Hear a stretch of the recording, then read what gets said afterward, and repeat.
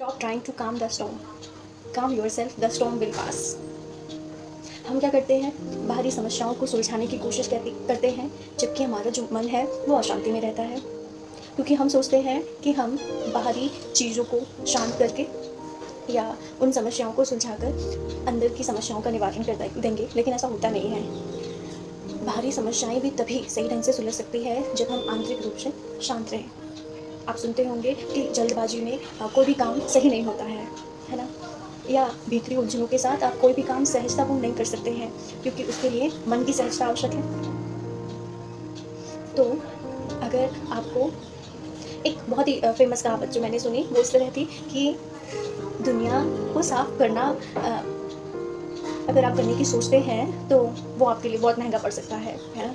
आवश्यक ये है कि आप चप्पल पहन लीजिए, क्योंकि आप दुनिया में कालीन बिछाने की सोच रहे हैं, विच इज़ इम्पॉसिबल, क्योंकि हर किसी का नज़रिया अलग अलग है, हर कोई अलग सोचता है, हर किसी की विचारधारा अलग है। हम सोचते हैं कि हर किसी को अपनी विचारधारा में फिट करने की कोशिश करें, और जो हमारी विचारधारा में फिट नहीं होता है फिर हमारा उनसे द्वेष होना शुरू हो जाता है ना? ये विचारधारा का ही तो खेल है कि जिसे हमारे विचार नहीं मिलते हम उनको अपना दुश्मन बना लेते हैं। हर किसी की अपनी विचारधारा होती है, और ज़रूरी नहीं है कि उन व्यक्तियों की विचारधारा भी हमसे मिले, है ना? और क्योंकि विश्व में तो सभी लोग ही अब अलग-अलग हैं, है ना? तो उनकी विचारधाराएँ कैसे सेम हो सकती हैं?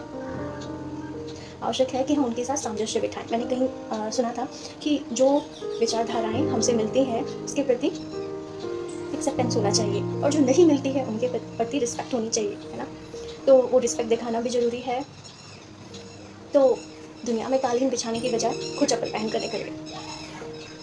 ऐसे ही है जैसे कि आप बाहरी समस्याओं का निवारण करने की कोशिश करते हैं, लेकिन मन में बहुत ज़्यादा परेशानियाँ रहती हैं। उन परेशानियों के निवारण के बिना आप बाहरी रूप में कुछ भी ज़्यादा सुधार नहीं कर पाएंगे। आवश्यक है बाहरी तौर पर सुधार के लिए भीतरी सुधार आवश्यक है।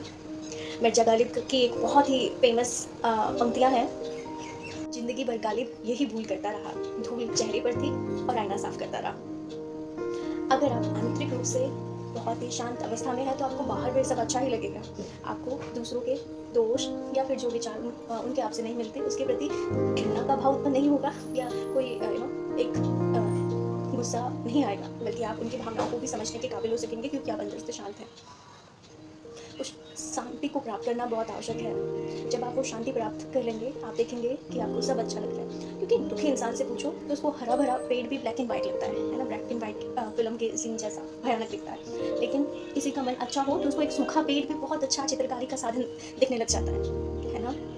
तो अपनी सोच को पॉजिटिव रखिए, कामनेस के साथ आंतरिक सुधारों को अपनाना है। बाहरी सुधारों को की जो जर्नी है वो उसके बाद शुरू होती है ना? This is important. तो हम कोशिश करेंगे कि जो आंतरिक सुधार है उसे अपनाएं, और बाहरी सुधार में पढ़ने के लिए सबसे पहले आवश्यक है कि आंतरिक सुधार हो, और वो शांत रहने से होगा, शांतिपूर्ण वातावरण में रहने से, और खुद को समझना जरूरी है उसके लिए। तो उस जर्नी को शुरू करना आवश्यक है कि जो हमारा सुधार होगा वो खुद से होगा, और खुद से होके ही हम समाज में अपनी भूमिका निभाएंगे। Thank you.